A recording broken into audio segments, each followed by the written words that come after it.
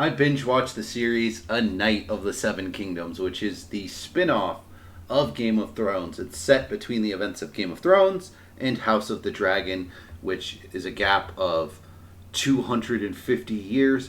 So, right about in the middle there is this show where the Targaryens are still in charge of the Seven Kingdoms and sit upon the Iron Throne, but they do not have dragons. And the public's perspective of them is kind of waning, but they are still obviously scared of them, even without their dragons. They still kind of know that some of them are fireproof and have the blood of the dragon, and there's no rebellion necessarily forming, as that won't happen for about 100 years after this story.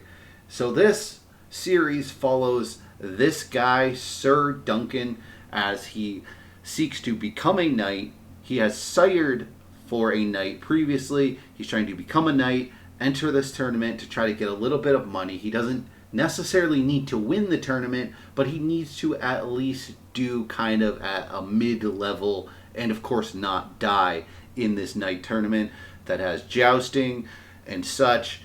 And he wants to sort of establish himself as a knight, to at least be able to be one and just do knight stuff. He just kind of wants to roam around and do knight stuff. So this series is mostly set in this one location, and it is very, very similar to A Knight's Tale, and very entertaining and accessible. You don't have to get as invested as you do in this sort of other Game of Thrones series, which have hour-long episodes. This one has half-hour episodes, and it's a lot simpler of a story. There's a lot less sci-fi elements, as the Targaryens just don't have their dragons, and there probably won't be any zombie shenanigans. Who knows if they'll even go to the north or encounter the Starks.